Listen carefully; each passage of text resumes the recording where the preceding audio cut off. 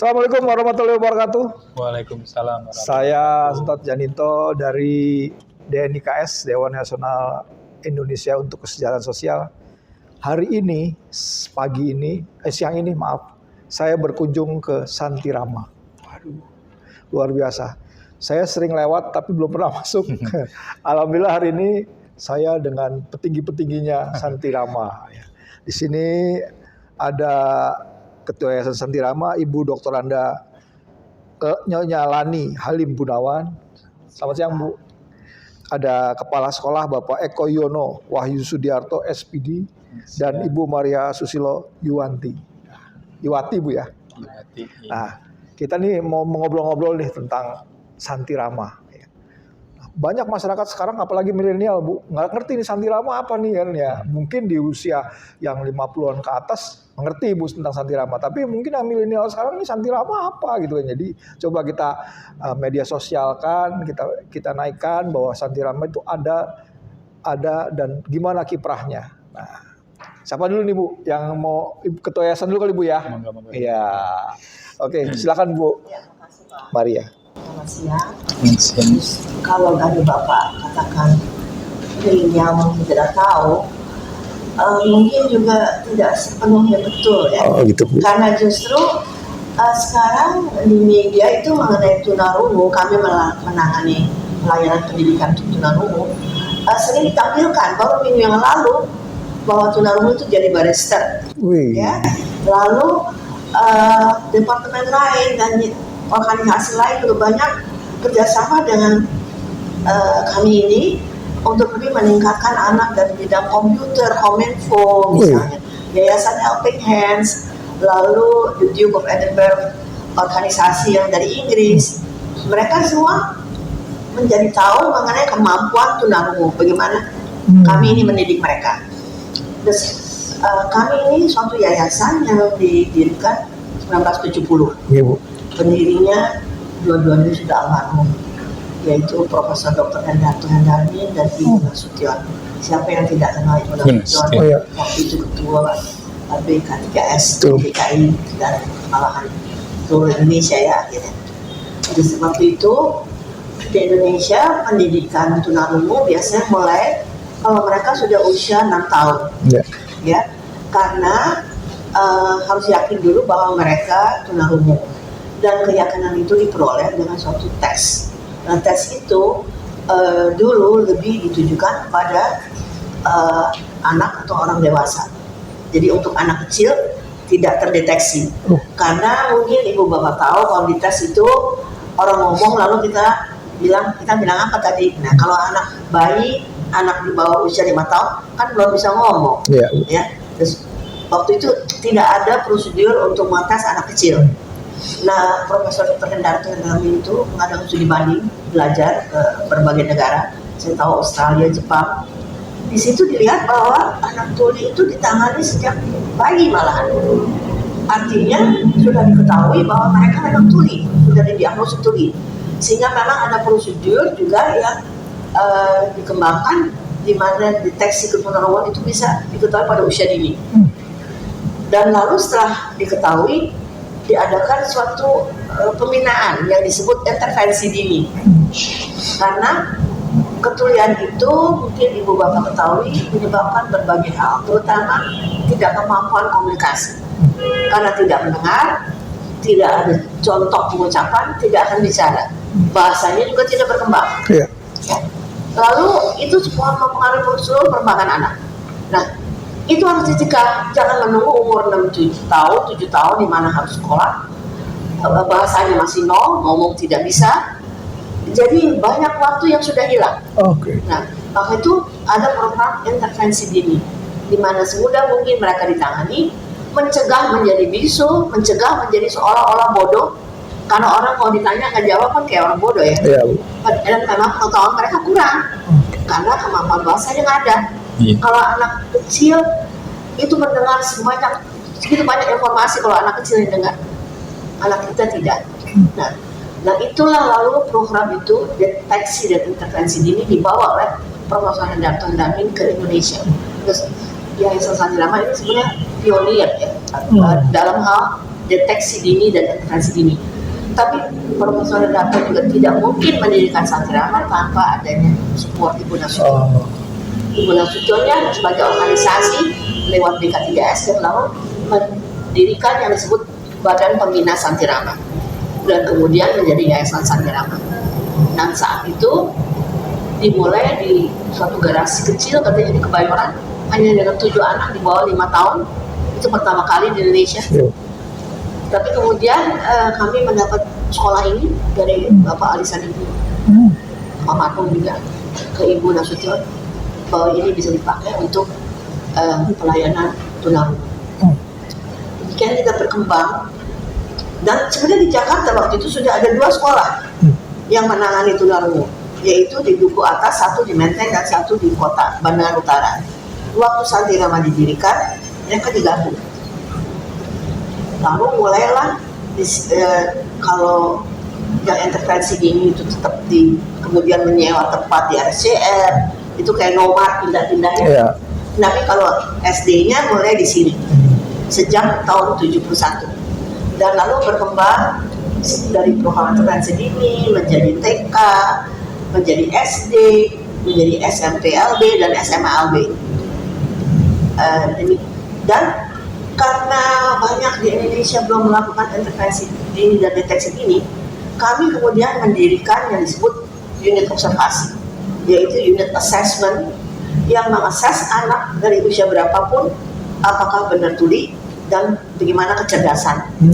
Sehingga kemudian itu menjadi pintu gerbang Santirama. Semua calon murid harus lewat yang kita sebut unit observasi. Wah, ini nggak kalah sama Australia tempatnya.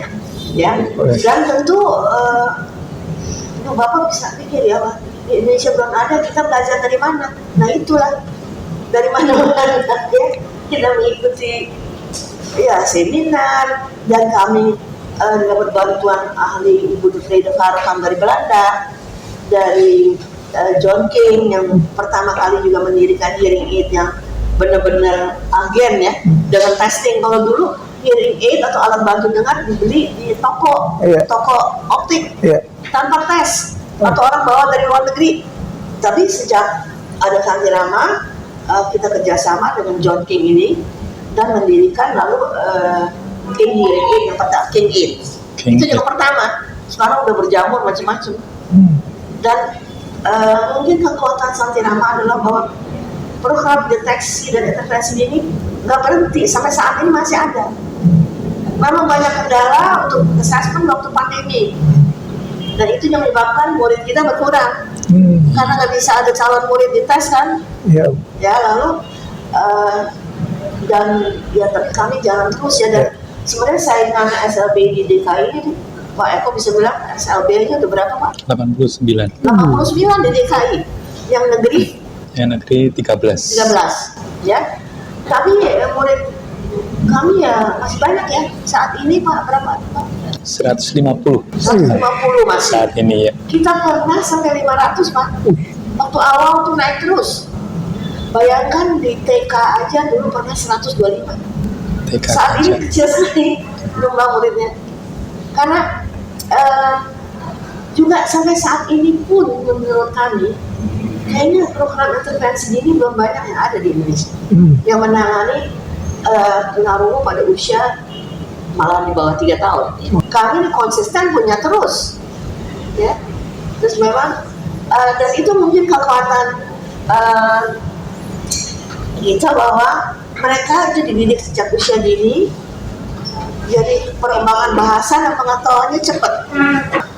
Karena memang walaupun kami tidak pernah disebut sekolah favorit lah, sekolah modern lah, ya, tapi gaul kita tuh kemana-mana. Terus terang, bukan mau ngomong ya. Ya, sebab apa-apa tuh mereka ke Santirama, taunya Santirama. Memang kami juga punya website, punya Instagram, punya YouTube. Tapi mungkin Ibu Maria bisa cerita dulu.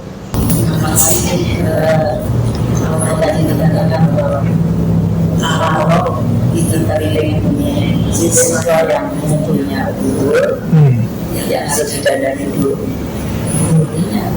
Jadi guru harus dipersiapkan supaya bisa menciptakan Baru. Itu aja.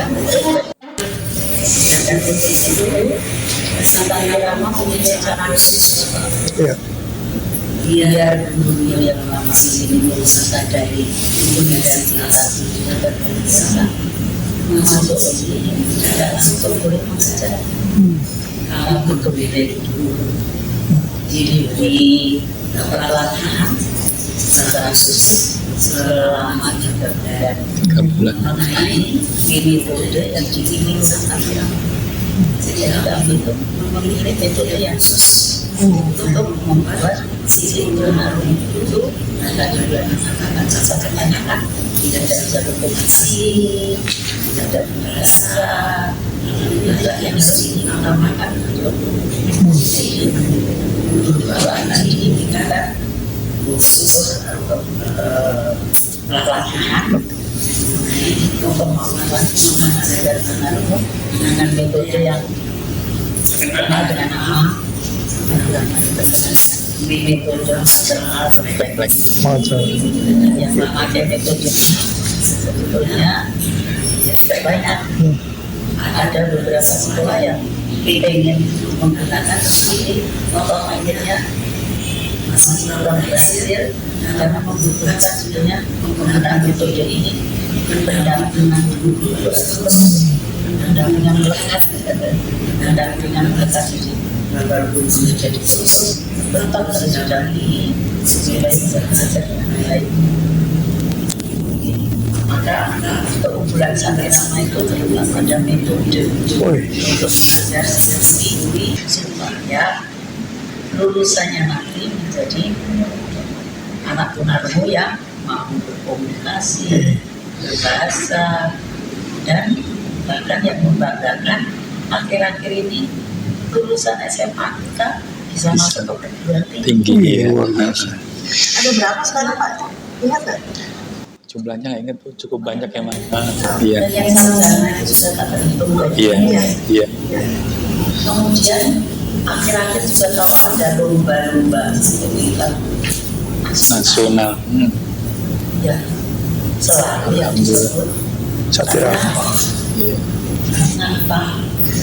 Karena kita mampu belajar berkomunikasi, menguasai bahasa. Kebanyakan kelemahannya di situ. Anak pun kalau dipindahkan ke sekolah kadang-kadang tidak mau, Iya. maunya tetap di sini. Orang tua walaupun di dekatnya ada sekolah tunarungu Masih milih. kepengen ke sini karena kepengen nanti anak itu Berhasil. dan namanya tadi Bulan mengatakan pendidikan anak-anak kita itu juga lengkap melalui jalur atau jenjang yang terendah dari usia dini tadi tahap 3 tahun melalui program intervensi dini, kemudian ke TK, SD, SMP, SMA. Boleh dikatakan 19 tahun. Iya. Tapi kemungkinan mereka terpadukan atau inklusikan sekolah reguler ya, kami dari tahun 70-an sudah melakukan. Terus kami seleksi anak yang kira-kira mampu, pribadinya juga tangguh. Sebelum inklusi ini kita udah terpadukan. Untuk sarjana itu udah dari puluhan tahun yang lalu. Karena kalau udah menempuh jalur sekolah reguler, mereka bisa ke perguruan tinggi. Iya. ya. Yang lulus kriminologi, yang lulus komputer itu udah gak terhitung. Ekonomi, ya. Tadi katakan bahwa pembinaan melekat dan sebagainya, tentu itu semua tidak terlepas dari biaya. Iya Bu. Dan memang mungkin orang tua ada banyak yang mau kemari, tapi kami kan sekolah swasta ya, kami kan mesti gaji guru. Ya, gaji guru kami aja nggak bisa menyaingi yang negeri. Nggak mungkin gaji ya, tapi TKD tunjangan kinerja daerah Nggak bisa. mana mungkin. Itulah yang menyebabkan bahwa juga banyak guru kita walaupun senang kerja di sini mendaftar menjadi pegawai. Dan kalau mendaftar ke pegawai negeri, mereka dimutasi ke SLB. Udah berapa banyak ya Pak? 30 kan kira-kira. 30-an. Kira-kira. LD Negeri itu nggak pada ikut dari perguruan tinggi, tapi ambil dari Sedih lah. guru yang udah dari SLB. Iya. Ya, sekarang guru kami tersebar di semua SLB. Wih. Iya. Udah banyak. Iya, kami itu jadi kekurangan suatu angkatan untuk kaderisasi ya. Iya. Yang sudah 10 tahun lebih berpengalaman diambil. Jadi sekarang ini kebanyakan guru yang di bawah 5 tahun ya, Iya. di bawah 10 tahun. Saya itu selalu mendorongkan Oh, Pasti. pasti, Iya, pasti. pengalamannya kan kurang. Jadi Santi Rama sekolahan ya, Bu. Sekolah untuk ngajar. Betul Pak, kami juga pernah dapat dana dari Dikbud, kita bisa nantar guru dari Letepan, mengadakan pelatihan, dan kami yang menjadi penantarnya melibatkan guru dari seluruh Indonesia. Itu udah berhenti karena itu suatu organisasi dari luar, mereka mau menyumbang peralatan elektronik, tapi syaratnya harus ditatar. Mereka lalu hubungi kami. Bertahun-tahun kami melatih guru dari seluruh Indonesia. Oh, Itu udah banyak. Dan untuk sebagian yang seni, soal mahasiswa yang Penelitian. mencapai ada Iya. karena jumlah murid kita banyak. Jadi untuk sampel kan mereka jadi rasanya udah nggak usah cari ke lain tempat gitu. ya sebenarnya begini Bu, ada kualitas, ada harga lah Bu ya. Maksudnya ya, Bukan berarti bahwa yang tidak mampu kita jadi apa. ya, Iya. Tapi itu akibatnya tidak. Ya kita turunkan dari patokan, ya. Dan juga sudah banyak Iya. mulai sejak pandemi. sama COVID. Ya, tapi ya akhirnya mereka tuh kalau dia udah tahu ya biarin ya, bayar. Dan kita juga nggak tega Betul. berapa sering Pak Eko Ya. dengan bendahara Ibu Arso itu menghadap orang Orang tua. Iya. untuk Situasi memang. Iya. Tapi insya Allah ada jalan keluar Ibu ya. Amin. Oh, ya Bu. ya memang kami untuk dapat bos ya, Ya. itu juga Oh, untuk membantu ya. Tapi yang kami risau juga kalau dulu diambil Pak. Ini sebentar lagi katanya ada punya berapa? Sekarang kami ini gimana ngatur kelas? Semua ada, iya, kemungkinan. Oh, ujung tombaknya guru Bu ya. Iya. Dan gara-gara kita ini diambil, kami juga unggul bahwa kami punya guru khusus untuk membina pendengaran yang kita sebut bina persepsi bina persepsi bunyi, juga latihan bicara. Kami punya guru khusus di samping guru kelas. Dan ditarik begitu banyak tenaga, ya mereka mengalami kelas. Jadi guru khususnya berkurang. Nah itu yang kami sangat risau. Artinya kita harus latih lagi guru kelas supaya mereka tambah kerjaan. Mereka lah yang lalu melatihan. Nah itu perlu perorangan ya. Mereka digilir seminggu berapa kali, secara perorangan dibina untuk bicara, untuk pendengaran kelas dapat giliran semua.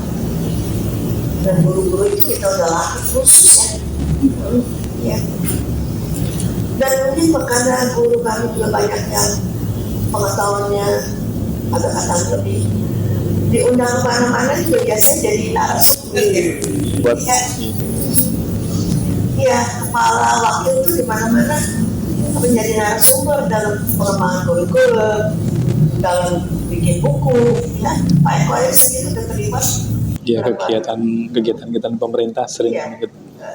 ada yang mendirikan sekolah Iya. Iya. Dan mantan guru kami yang dulu itu mendirikan sekolah. dan menyatakan sambil lama kecil. Di Bekasi, di Solo, mana. Jadi buat portofolio Bu ya. Iya. Hebat sekali. Ya dan itu kami minta mereka mengarang karena kami juga mengeluarkan ini semacam buletin Iya. ya mestinya dulu tiap 5 tahun. Setiap bulan. cuman Dana lagi Bu ya. lalu akhir tiap setengah tahun saya pandemi berhenti tapi tidak Lima ya tahun. tapi kalau kita berhasil membuat ini selama pandemi ini kami nggak berhenti Pak Iya.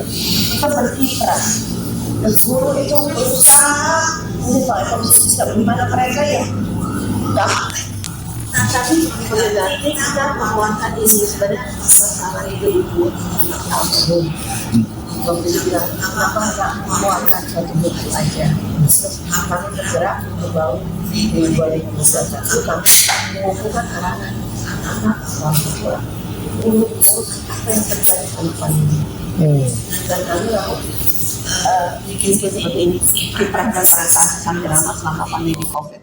Pak Eko mungkin ada tambah lagi?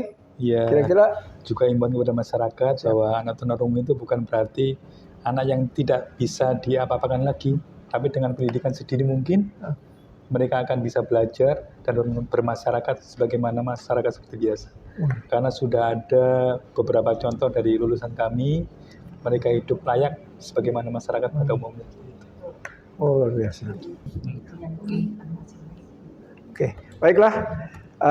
Saya rasa cukup sekian Bu ya. Untuk pertama, insya Allah kita ngobrol-ngobrol lagi nih. Amin. Kapan-kapan. Terima kasih. Baik, kita tutup hari ini acara podcast kita di tempat Santirama. Atas perhatiannya kami ucapkan terima kasih. Assalamualaikum warahmatullahi wabarakatuh. Waalaikumsalam warahmatullahi wabarakatuh.